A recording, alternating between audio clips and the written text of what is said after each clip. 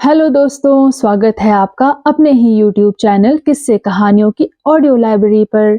आज जो हम कहानी सुनेंगे उसका नाम है चमत्कारी तस्वीर। तो चलिए शुरू करते हैं आज की कहानी। पूची अपनी दादी से मिलने आज सुबह ही शहर से गांव आया था और जब से वह आया था बस बोले ही जा रहा था। उसके घर की, स्कूल की, दोस्तों की बातें खत्म ही नहीं हो रही थी। उसके पापा पास के शहर में नौकरी करते थे। पूची को नाश्ता देकर दादी पूजा करने बैठ गई। तभी उसने उन्हें एक फोटो दी और बोला, दादी देखो मैं तुम्हारे लिए किसकी तस्वीर लाया हूँ। दादी ने फोटो देखी और कहा, अरे यह तो दुर्गा देवी की तस्वीर है। तुम्हें याद था कि मैं दुर्गा देवी की भक्त हूँ। उन्होंने बहुत खुशी से उस फोटो को ले लिया। पूची बोला, हाँ दादी, पिछले नवरात्रों में मैं यहीं तो था। तुम रोज देवी की पूजा करती थी और प्रसाद भी खिलाती थी। पूची को गांव में बड़ा मजा आता था।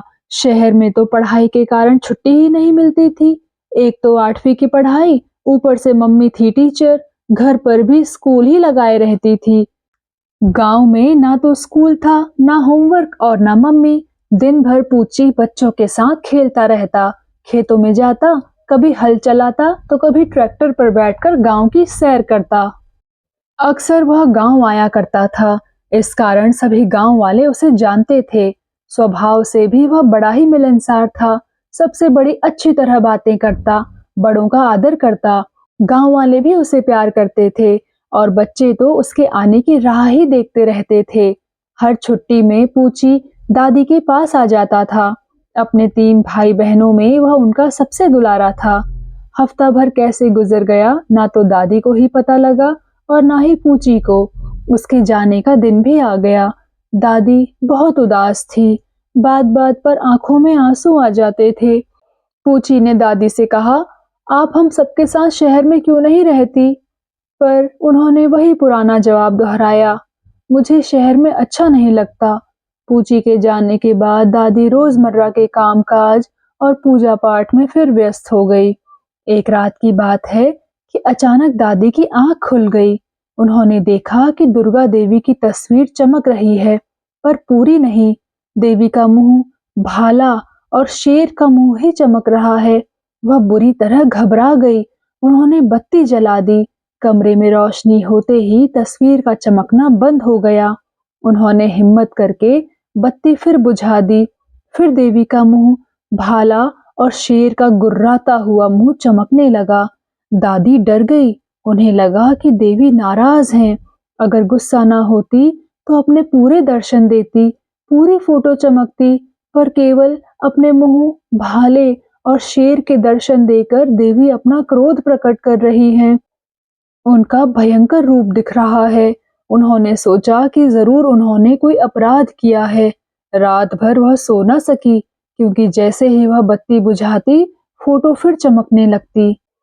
जैसे ही सुबह हुई, सुबह होते ही फोटो का चमकना बंद हो गया।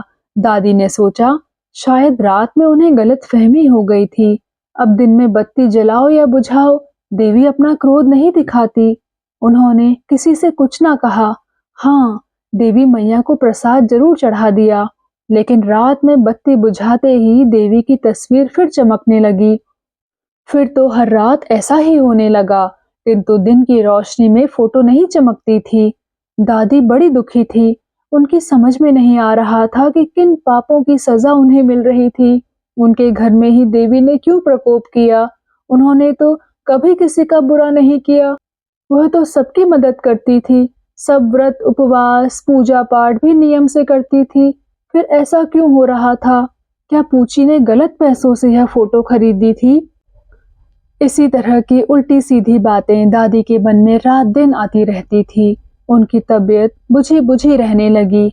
दिन भर देवी के ध्यान में डूबी रहती। रात में डर के मारे बत्ती बंद ही नहीं करती। जब कभी बुझाती, फोटो फिर चमकने लगती। उनका खाना पीना भी ठीक से नहीं होता। थोड़े दिनों में ही वह कमजोर हो गई कि अचानक एक दिन पूची अपने मम्मी पापा के साथ आ गया। पूची दादी को देखकर घबरा गया। ऐसा लग रहा था जैसे वह बहुत दिनों से बीमार थी, जबकि उसे गए तो अभी 10-12 दिन ही बीते थे। तब तो दादी पूरी तरह से ठीक ठाक थी, अचानक ऐसा क्या हो गया? उन्होंने पूची को पूरी बात बताई, फिर बोली, बेटा कौन घड़ी तुम यहाँ फोटो ले आए? अब देवी के क्रोध से कोई नहीं बचेगा। मेरे बाल बच्चों का नाश तय है। दादी की बात सुनकर पूची तो ठहाके लगाने लगा। उसके मम्मी पापा भी धीरे धीरे मुस्कुराने लगे। उन लोगों को फोटो के चमकने का राज मालूम था। असल में उनके घर में भी ऐसी ही एक दुर्गा देवी की तस्वीर थी। पापा कुछ कहते कि पूची बोल पड़ा, मैं समझाता हूँ। दादी, एक ऐसा पदार्थ होता है जो अंधेरे में चमकता है, उसे रेडियम कहते हैं। देवी के मुंह, भाले और शेर के मुंह में वही लगा है, इसलिए अंधेरा होने पर वही हिस्से चमकने लगते हैं, बाकी फोटो नहीं चमकती। देवी क्रोधित थोड़े ही हैं, यह तो इस रेडियम का कमाल है। पर दादी ने उसकी एक ना सुनी, बोली, मैंने तो ऐसी चीज के बारे में कभी नहीं सुना जो अंधेरे में चमके, ऐसा कुछ नहीं होता। पूची बोला, होता है दादी। पूची उनको अंधेरे कोने में ले गया, अपनी घड़ी को दिखाकर बोला, देखो दादी, यह भी चमक रही है। अब तुम कहोगी कि घड़ी भी नाराज है। दादी ने घड़ी देखी, घड़ी की सुइयां और घंटों के नंबर वाकई चमक रहे थे। वह भौचक्की देखती रह गई। पूची ने कहा, रात में देखने के लिए ही घड़ियों पर रेडियम लगाया जाता है। मैं तो रेडियम वाली फोटो इसलिए लाया था जिससे आपको रात में भी देवी के दर्शन हो जाएं। दादी की समझ में सब आ गया। अब उनके मुंह पर हंसी आ गई, बोली, मैं तो सच में बहुत डर गई थी। बेटा तुम तो बड़े अक्लमंद हो। अब पूची के पापा बोले, अक्लमंद तो है ही, पर इसने आपको सारी बात सही नहीं बताई।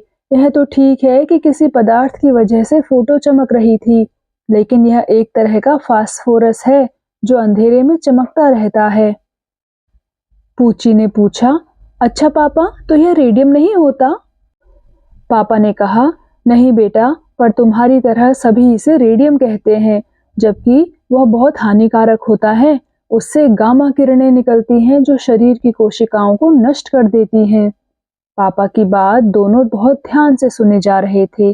पापा ने आगे कहा, जब ये किरणें शरीर की स्वस्थ कोशिकाओं को नष्ट कर देती हैं तो ब्लड कैंसर तक हो जाता है। मैडम क्यूरी ने रेडियम की खोज की थी, पर उनकी मृत्यु ब्लड कैंसर से ही हुई थी। पूची बोला, अच्छा पापा, रेडियम से ही वो मर गई थी? अब पूची की रुचि बढ़ रही थी।